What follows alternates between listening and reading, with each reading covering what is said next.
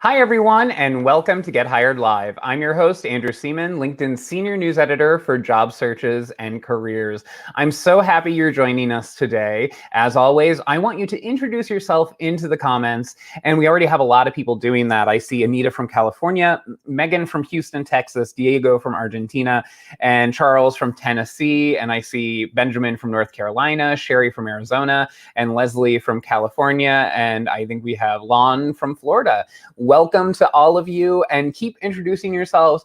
And also tell us a little bit about your job search or maybe your career goals. Some people are looking for work, but others want to grow in the job that they have. So tell us where you are in your career, what you want to do, what your goals are. And then what I want you to do is take a look at what other people are saying and network with each other. Maybe people have similar goals. Maybe they want to move to the area that you're at, or maybe they want to move into a field where you are, or maybe you want to move into the field that they're in. So just make those connections, because networking is the foundation of a successful job search. And what better time to start than right now? And some of the best messages that I get after these shows are from people who say that they've met each other in the comments and they end up helping each other with their job search or their career planning strategies. So keep talking, keep networking, keep introducing yourselves. And of course, get your questions in, because we're going to be taking them in just a little bit. We have a really great guest, and we'll be answering your questions in just a bit. I want to keep saying hello to some people who are in the stream. Tanya from Jacksonville, Gil from Brazil, and then we have Chester from Texas, Olivia from California, Arlene from Indiana, Lisbeth from South Carolina, Susan from Ohio, and so many more. And today I want to introduce our guest, who is a master resume writer and a career change counselor. She is Lezlie Garr. Welcome, Leslie. Hello, thank you so much for having me, Andrew. I'm happy to be here. Of course. Thank you for joining us. And, I think, one thing that I always remember about you, and like we talked about earlier, is that you are a true digital nomad. You get to experience the United States from all over because you travel all over. So that must be wonderful. It is. It's definitely a different kind of lifestyle that brings with it its own challenges. But for myself and my partner, it really, really works well for us. We've been doing it since July of 2017, so right at 4 years now. We work and travel and live in an RV. And right now we are outside of Yellowstone National Park. So it is a gorgeous time of year to be here, and I'm thrilled to be able to do it.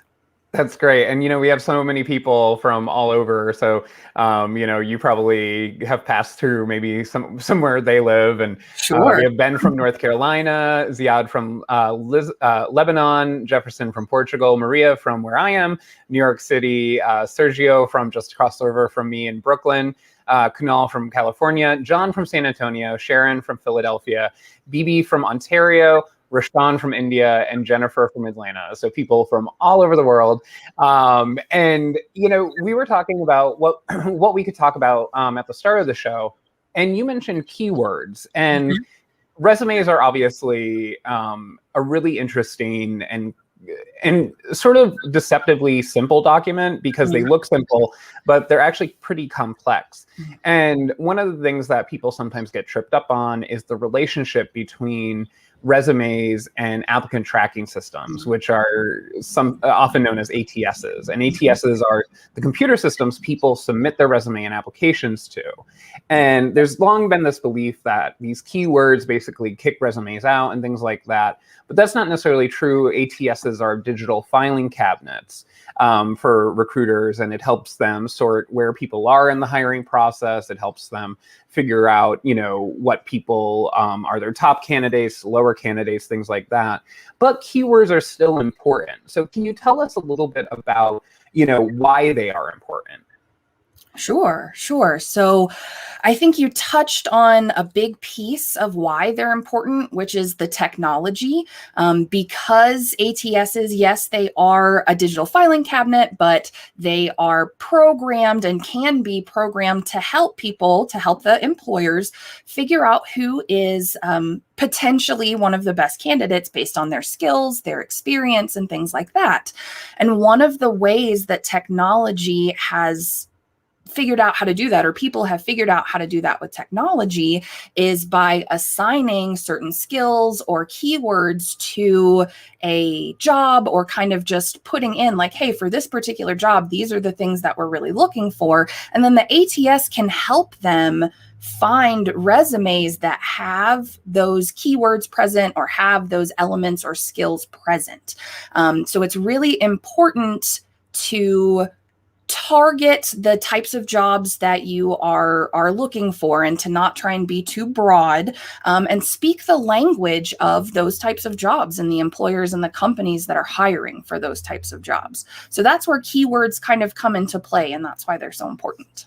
Yeah, and also beyond the technology part of it is that when recruiters are looking at a resume, they're also just intuitively looking for those keywords, because if they have a job description that says we're looking for someone who knows Python coding language, or someone who's adept at a specific point of sale system, they're going to be sort of scanning the resume and like saying like, okay, well, like, let's see, oh, I don't see that. I don't see that. Mm-hmm. And the keywords are sort of like flags that say, oh, okay, they have this, they have that. So, when people are looking at a job description, or they're ready to build their resume and maybe their cover letter, how do they know which keywords are keywords? So when I work with clients, and kind of just in interacting with job seekers in general on LinkedIn, one of the misconceptions that I see a lot is that people seem to think, at this point, people know that keywords are important, but a lot of times people seem to think that there's like one set of these exact 20 keywords or what have you. And that isn't necessarily true. Every employer, every job description is going to have slightly different requirements or descriptions or words that they use in the description.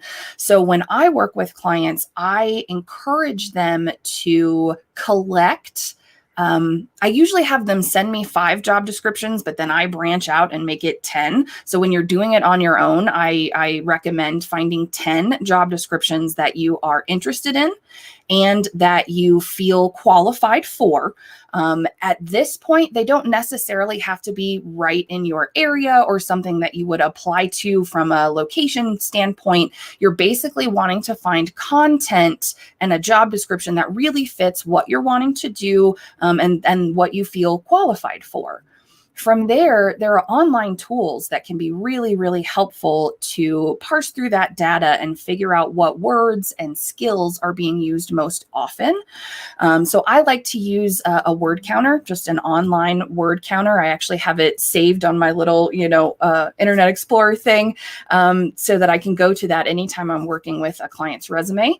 But what that will do is I can copy and paste the job description into the word counter, and then it will pull up and it will tell me which words are used most often and and how often they are used. So that is a really helpful starting point that I work with.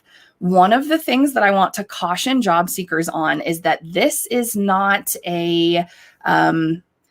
an approach that you can use sort of mindlessly. Once you start getting the results from each of those job descriptions and seeing, what words are used most often, you really have to use your own critical thinking, your own knowledge of your skill base, and your own knowledge of the types of jobs and the types of roles that you want to do to figure out which of those words is going to be most important. And the reason for that is because most word counters don't have any way of like weighting which one is more important or less important. So you have to do that. Some words that show up in the job description multiple times aren't necessarily words that need to be in your resume or that are actual keywords. So just be aware that even using this technology to help you, you have to have your own critical thinking skills and your own knowledge of what you're good at and what skills are important to kind of pull together a group based on all 10 of those job descriptions, pull together a group of skills that are frequent and common across those job descriptions and that you do have skills in. The last thing you want to do is put a keyword on your resume that doesn't actually represent your skills. And then you get into a resume and somebody starts asking, or into an interview and somebody starts asking you about it, and you're not able to really answer confidently or knowledgeably.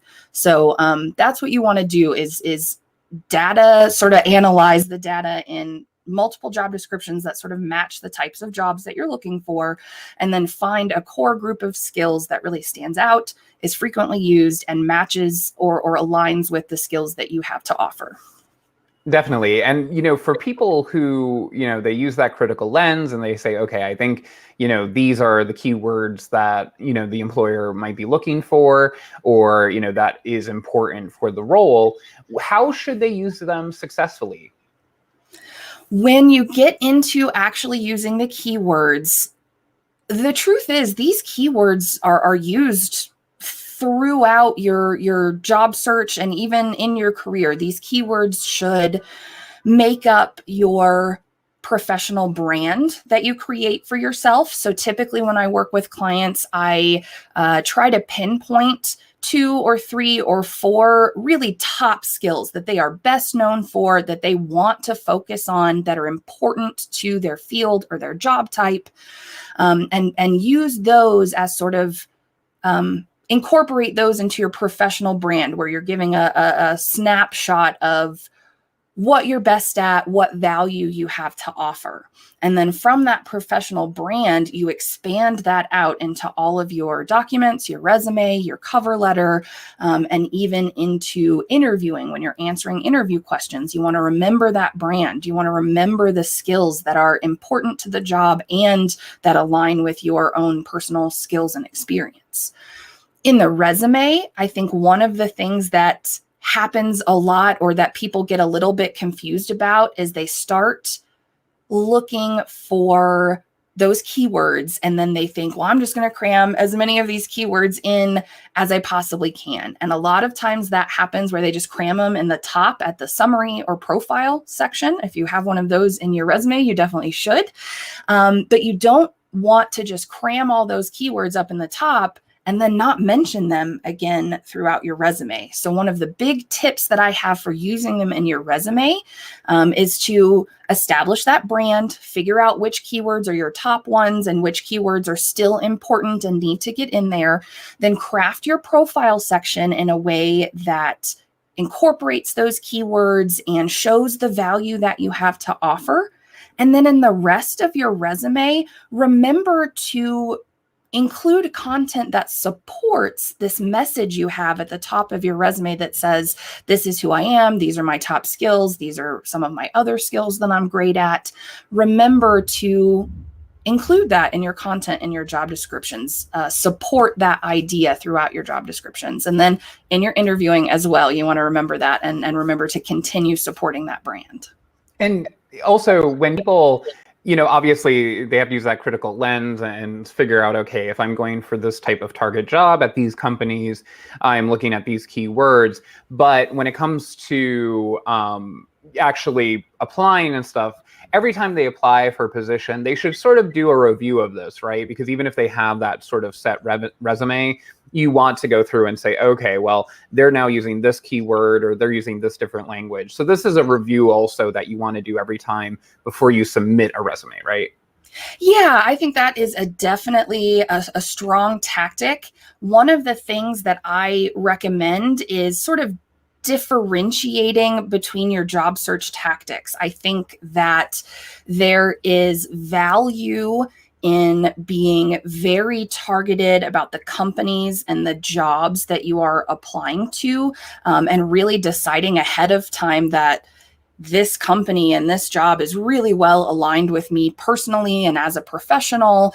And when you are doing that type of job search and that type of sort of application process, you tend to target fewer jobs. So you have a little bit more time to review that resume, make small tweaks and changes to fit the language better, switch out this keyword for that keyword, those types of things.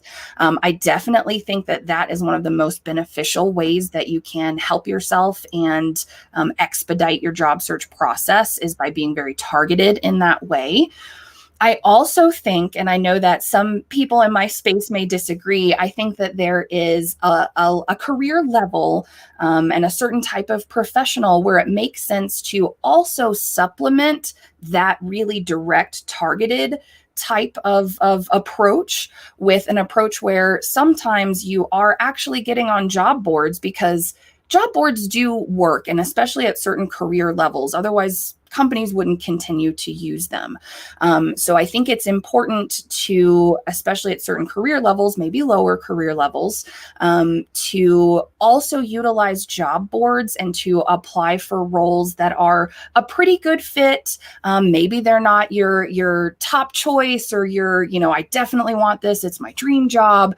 But I think it's okay to spend a little bit of your job search time applying, just kind of sending out applications and resumes online, because I definitely have had success with that. And I've spoken with hiring managers who have said, every once in a while we hire somebody who just straight up applied online. So it's important to have that supplemental sort of approach. And if you're doing that, I think it's okay to not spend as much time retargeting the resume, because that's not the bulk of sort of your concentration. So long as your resume is really well targeted to begin with, and you've chosen a career area and a job type that is cohesive, and when you are applying for those jobs online, they fit in with that sort of career area or job type, then usually your resume is going to be well enough targeted to go ahead and just apply. But anytime it's something that you are really interested in, that really aligns well with what you're looking for in a career or a company, those are the times when it definitely makes sense to spend a little bit of extra time studying the specific job description and seeing where you can make changes.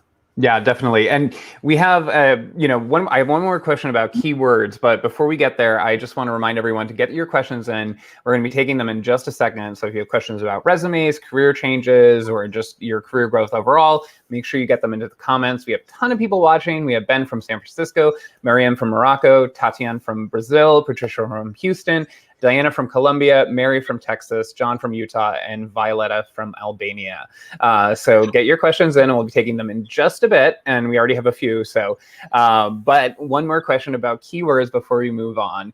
And I guess that's what is not to do, because I know that there's a few things that I see that are big no-nos people do. So what would you suggest are sort of like the top few no-nos in your book? I would say, I touched on one of them already. It's not about just cramming the keywords in the top and then forgetting about them through the rest of the resume. So that's definitely one piece of the puzzle. Another piece of the puzzle is to just try to get as many keywords as possible in there. I worked with a client in the last year or so. I can't exactly remember when, but this person came to me very frustrated because they said they've been trying so hard to get all the right keywords in. They had a 5-page resume that they sent me because they had been adding and adding and adding and adding all these keywords that they were finding from their research. And that's not the goal. The goal is not to broaden out your target by including so many different keywords. The goal is to be direct and targeted with the keywords that you're using, and make sure that they are, like I said before, they're things that are important to the role, but also really aligned with your experience and your skills. So that's something that I see. And then another something that I see, which seems like this sort of brilliant hack that somebody figured out, but that really, really doesn't work. It's similar to the last one that I just mentioned, where somebody is trying to cram in all the keywords, but instead of trying to fit it into the readable content of their resume, they are putting it somewhere down at the bottom. They are making the font really tiny, and they're making it white so that it's invisible, because somebody out there told somebody that stuff will still be seen in the applicant tracking system. So it'll still count for your keywords, but the humans reading the resume won't see it. But that's certainly not always true. A lot of times when they come into the applicant tracking system, the content gets sort of parsed out into the system instead of being seen the document that you actually submitted. Of course, the document is still there and they can come back to it and see it. But if the first thing they see is this sort of weird random list of misplaced keywords, that's not really going to be a great first impression. So that's something that I think we see. I know that you and I, Andrew, talked about that a minute ago, but it's something that that I see and definitely is not a best practice. So you want to avoid that. Yeah, and like we talked about at the beginning, keywords are used by also the humans who are hiring. So, if with the ATS, let's say, even if the recruiter does use a keyword search, and you get to the top or something, most recruiters will read most of the resumes anyway, or at least take a scan of them. So they're going to know that you don't include really anything from the job description or match it at all. And then I've actually talked to a lot of recruiters who highlight a lot of the resume as they go, or they like copy and paste into another document to remove the formatting. And what pops up when they do that is that weird little hidden text at the bottom. So they realize you're trying to like trick a system, even though they're the ones reading it. So remember that humans hire and that keywords are important in context. Yes. And actually, on a very similar note, one of the things that job seekers will try to do to be clever, especially if they're really targeting towards one job, is they will copy and paste pieces of, or maybe the whole job description, either into one of their job descriptions that they think is similar enough that it makes sense, or again, into that hidden white text somewhere. And that's something that recruiters are wise to. That is not going to look good for you if it looks like you just copied and pasted from the job description.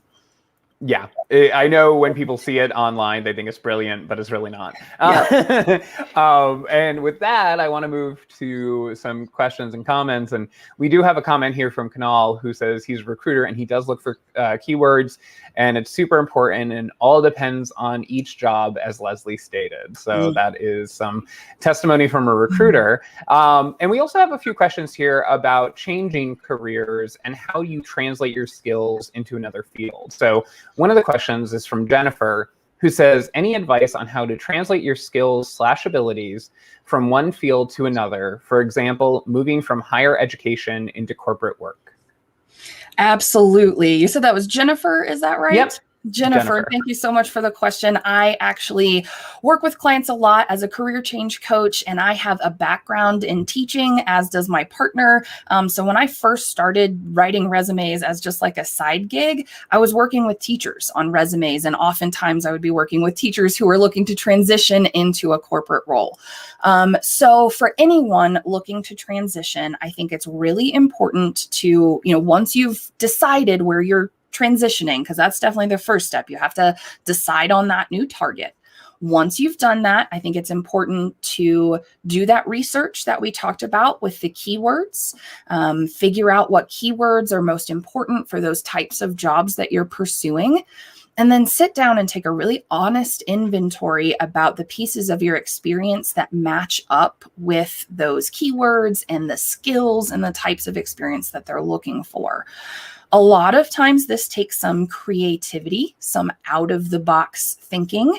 When I work with educators and teachers moving into the corporate world, I find that a lot of people in the corporate world have no idea what teachers do. And I think you'll find that with any career change, is if you're moving into something really different, chances are your audience, the people that you're trying to convince to consider you, chances are they're not going to know what your previous career or your previous field, what you did in those roles.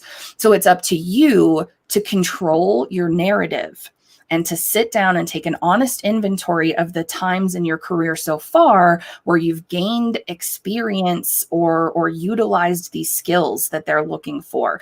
And a lot of times that language is not going to match exactly, and you are going to have to be creative and outside the box in communicating how this experience that seems very unrelated actually is related.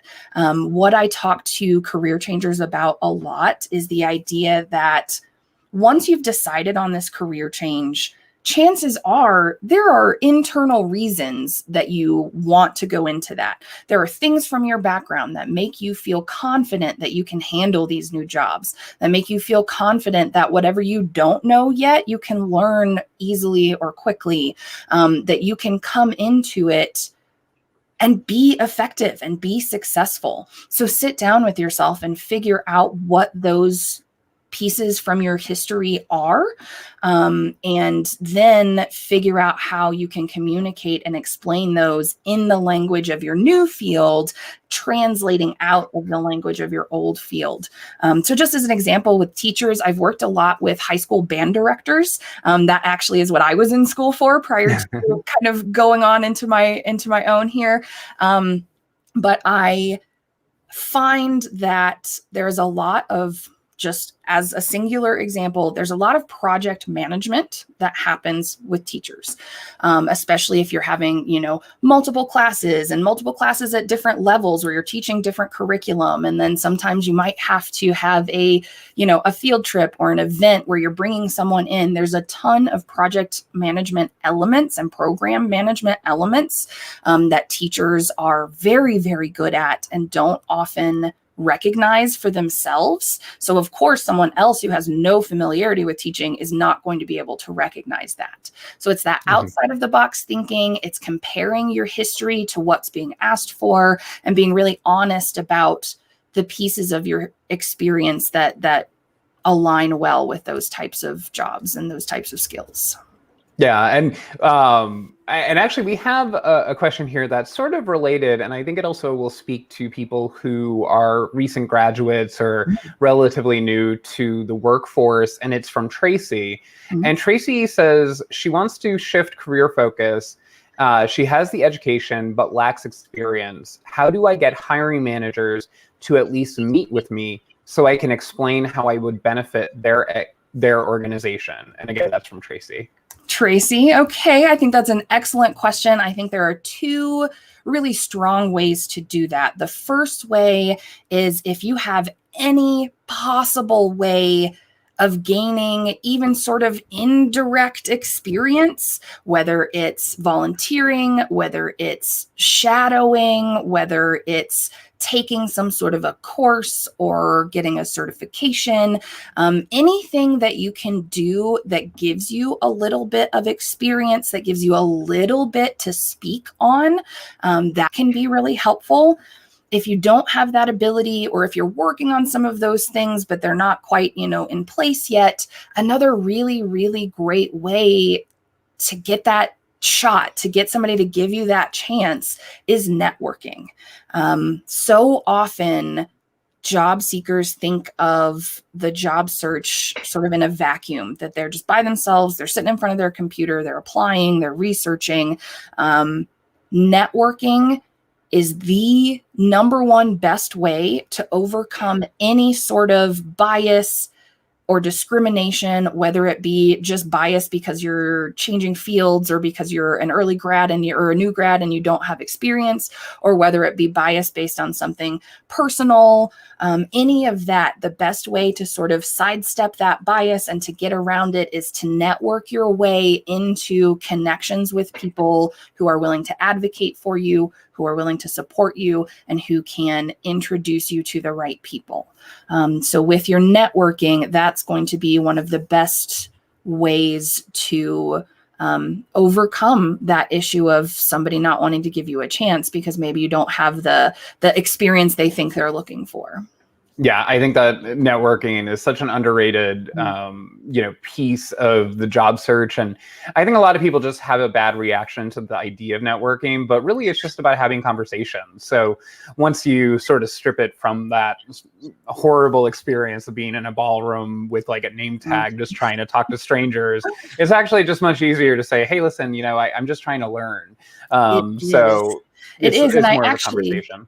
Yeah. And I actually just posted on Monday about like 3 different layers of networking. So if anyone's interested, you can go back and find that post from me on Monday. And it really does sort of break it down into separate ideas and separate approaches that make networking a lot less scary.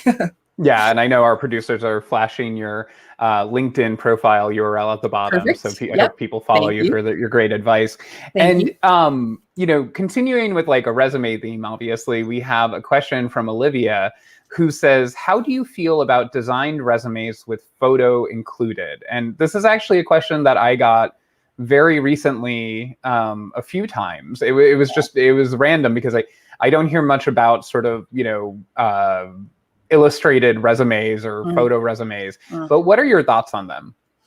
So I want to preface this by saying that this is US based knowledge and US based sort of expertise. So I know that other countries are different and they have sort of different rules and regulations about their resumes. In the US, it is not a best practice to include your photo, mainly because of potential for discrimination. So I know that some companies are very sort of careful about discrimination and they don't want to even open the door to potentially be accused of any sort of discrimination. So it's best to leave your photo off of your resume if you're in the US. And I know probably people are thinking right now, like, oh, well, LinkedIn and social media and your photos everywhere. That's true. But with your resume, you want to leave that, you want to go with the best practices of not including the photo on the resume. If they want to research you further, then that's totally their prerogative, but you want to keep the photo off the resume. As far as design heavy resumes, resumes that have color or graphics, I think it's important to know a few things about that. Number one, I do think that trends are moving more towards visual resumes or resumes with visual elements. So it's good to know that. Right now, applicant tracking systems and human readers both, some of them are okay with some design elements and some of them aren't. So I think it's about knowing what industry you're in. If it's a highly creative visual industry, then it might make sense to include some visual elements to show your design style and what you're capable of. If you are applying to a very progressive or innovative company, then again, that might be beneficial. On the reverse, if you're applying to a very conservative company, an old-fashioned company, or in a field or career area that is more conservative or old-fashioned, then you probably want to stick with more black and white and not include so many visual elements. And then the final thing I will say, if you do decide to include visual elements, it's important to know that not all applicant tracking systems will be able to understand the content that you include. So it can be tricky. If you're just using a little bit of color, if you're changing the color of your, headlines or your important information, then that's fine. And typically ATS aren't going to have any problem with that. If you're including shapes or graphics, anything like that, it can be very complex and you can shoot yourself in the foot really quickly by using the wrong elements or using them in the wrong way. So if you are very familiar with Word and you understand some of the elements of an applicant tracking system, then yes, you can go ahead and go about that yourself. If you're not, I really recommend getting the help of a professional, not just because I'm a resume professional, but because it's very complex and it can really, really work to your disadvantage if you're not including those elements the right way. Yes, and also one thing that I always remind people is that no design will make up for a lack of experience or skills. Or You can even make a lack of communicating your experience and skills in a really strong way. And I remember one time I was looking at a resume and it was for an intern, and I happened to know the school where the person was applying from, and I know they have a very robust career office and a very specific format for resumes. And I remember getting this resume, and there were these charts all over it, and the one was a pie graph that said social media, and it had like all the different social media companies around it with like different slices of the pie, but it didn't explain what it was. So it had these percentages, and I was like, I don't what is this? Because it was like, what does 15% of Twitter mean?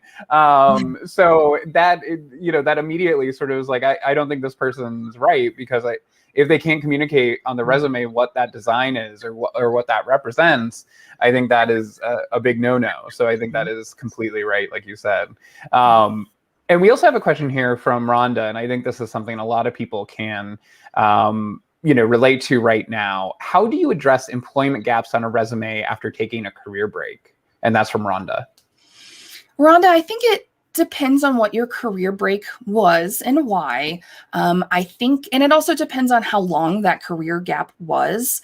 I think for shorter career gaps, if it's a year or less, you can typically get away with maybe not even addressing it. Those short gaps, especially over the last year or so with the jobs market, the way that it's been, I don't think it's necessary always to address those shorter gaps. When you have longer gaps, I think it's important to explain just enough about what you did during that time to eliminate those sort of red flag moments for the reader. If you can very succinctly describe what the situation was, either what the situation was, or if that's too personal or not sort of the right face that you want to put forward, then talk about what you did during that time. And I know for a lot of job seekers, it can be frustrating to feel like, well, I didn't mean to be unemployed, so I spent that whole time, searching for jobs or what have you. There are still ways to communicate the value in what you've done. So whatever you're putting on the resume, you want to consider it from the perspective of your audience and figure out what is sort of the most succinct way to explain to them what you were doing. So if you were doing any volunteer work, if you took time off to, raise kids when they were young and now you're coming back into the workforce, what did you do during that time that helps prove the skills that you have or your ability to do this job? If you were, a team mom or a team dad for, your kids' soccer team or whatever, what responsibilities did you have? Did you display any leadership? Did you have to coordinate anything? Did you have communication with a lot of different various people from different backgrounds and things like that? Think about what you did and think about what's important to the job or the types of jobs that you are applying to, and try to craft a very small entry that accounts for those dates, those years that you were out, and gives a very brief explanation of some of the most valuable things that you did during that time. Yeah, and I think we have time for one more question. And this one's from Scott, who asked, what about when your resume and LinkedIn profile past experience don't line up with when customizing a job application? What do hiring managers think of this? So that's from Scott, and I think it's basically, what if your resume and LinkedIn profile and job application don't align? Scott, that's a good question. And I would say the first thing is that your resume and your LinkedIn profile should align pretty closely, even if your LinkedIn profile has some stuff from your background that is older, that maybe you're not quite including on your resume in a full way anymore. The general message that you present in your resume and your LinkedIn profile should be pretty similar, pretty aligned, pretty cohesive. When it comes to figuring out what to include on your resume or in your LinkedIn profile that maybe isn't super related to the types of jobs that you're targeting now, I think, again, it's just important to really read through everything you have or think through, all of these descriptions. from the perspective of your target audience, from the perspective of a recruiter or hiring manager for these types of roles, and figure out from their perspective what matters and what doesn't. A lot of times for job seekers, it's very difficult to let go of some of these pieces of experience.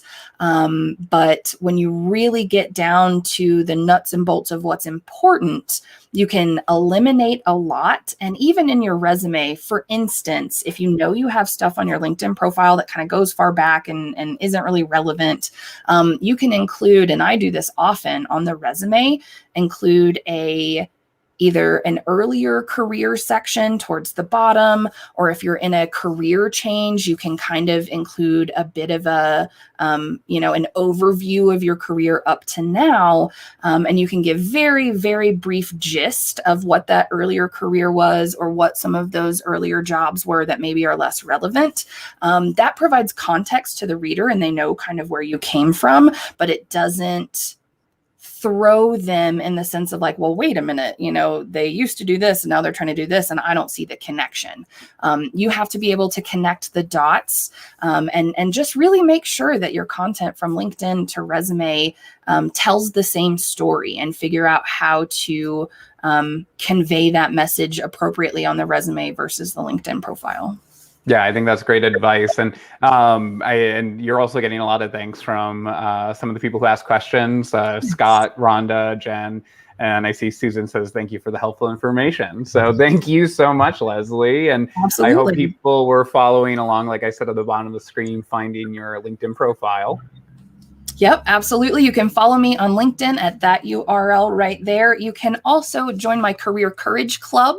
That's resumelezlie.com/club. That's where you'll get weekly emails from me, way more in depth than what I'm able to do in a LinkedIn post. And that is the Career Courage Club. So feel free to join me there too. Thank you so much, Lezlie. And thank all of you for joining us out there. Obviously, we have these conversations very frequently. We won't be having a show on next Friday. I'll be off, but we'll pick up where we left off the following week. But don't worry, we always have great programming on LinkedIn news page, so the page that you're currently watching this on. And on Monday, my colleague, Nino Melendez, will be having a conversation with two experts about the effects of opioid misuse on American jobs and productivity. That's Monday at 3 p.m. Eastern Time. Obviously, the opioid epidemic causes a lot of pain and suffering around the world, and especially in the US. And that obviously bleeds into the workforce. So you can find out more about that on Monday, and that is at 3 p.m. Eastern Time. And like I said, we'll be back in just a couple weeks. And until then, please stay safe. Obviously, the pandemic is still in flux, especially with the Delta variant surging around the world. So follow your local health guidelines, because you can only get hired, you can only be a good candidate if you're healthy and well enough to do so. And until next time, I hope you have a wonderful, wonderful day, and best of luck with your job search.